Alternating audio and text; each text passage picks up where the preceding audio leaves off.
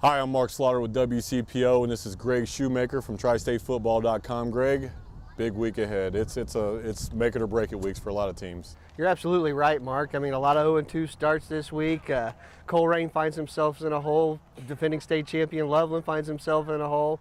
Springfield Shawnee, one of the other perennial playoff teams in Division III, finds themselves in an 0-2 hole. So a lot of teams don't make it back from that 0-2 and into the playoffs. Last year, Division I, no team started off 0-2 and made the playoffs in Division I Region II. Andre Parker takes his Warriors and their 400 yards rushing a game average over to Mason, and Glen Woods is looking for 3 straight wins against the GMC. Talk about that. Pretty amazing if you look at what Winton Woods has. They have an outstanding offensive line. George Brown and Noah Listerman, both Division I prospects, big-time Division I prospects. And they've just been so well up, running the ball so well up front. You got second-team All-Ohio running back Marcus Davis, ran for 300-plus yards last week. Sean Steele, the quarterback's running for over 100 yards a game already. So I like what they're doing. Mason, though, has played pretty well. They beat Bishop Watterson in a very low-scoring game on the road last week, a very good win for them. I look for this to be sort of a low-scoring game. I look for it to really be a smash-mouth football game in the trenches. Mount Healthy travels over to Glen Este. Mount Healthy's looking for, what, 10 consecutive games? What is that? Regular season wins, yeah. And they're very good, very fast up front again, very good at the skill positions.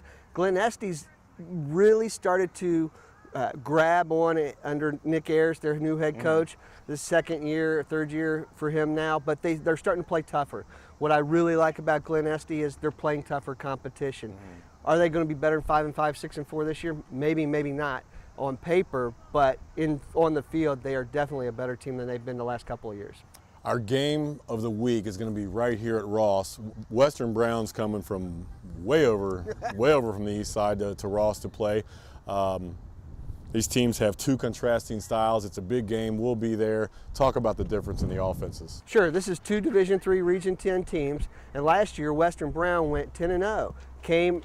Ross went to Western Brown last year, lost by 3, and a very, very good football game. Came down to the wire.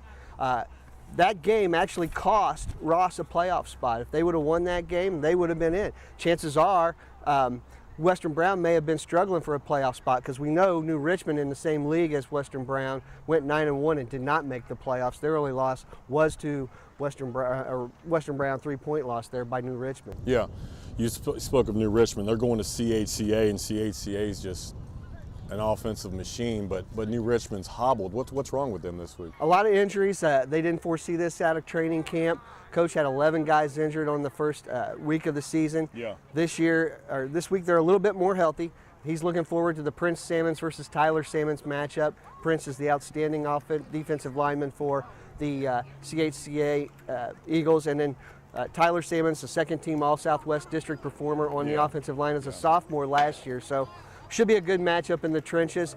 I look for the Division III New Richmond Lions to play a lot better than they have in the past couple weeks. This is going to be a dogfight.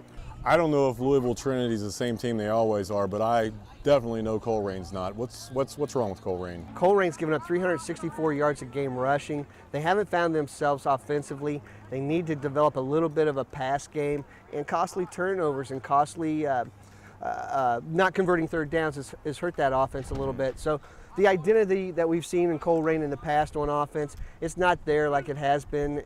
They're a young team. They will get better as the year goes along, but this is a must-win for them. Last time they started 0-2, they finished 8-2 and missed the playoffs. And I think that was about 4 or 5 years ago. Dixie Heights crosses the river and goes over to Turpin to play Rob Stoll's Spartans. What are we looking for in that game? This is one of those interstate matchups. I'd like to see more of this, Mark. I'd like to see a Simon Kenton come across the river and play a Turpin or a Dixie Heights every year. Dixie Heights playing a Turpin or so on and so forth.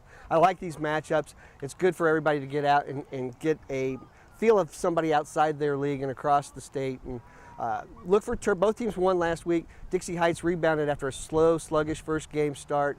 I look for them to play very well. Drew Moore had 4 touchdowns last week rushing, the quarterback. He's got his game pretty much balanced. One of those rare quarterbacks with more than 20 touchdowns rushing and passing for his career. He's Greg Shoemaker. I'm Mark Slaughter. Hopefully we'll see you Friday night.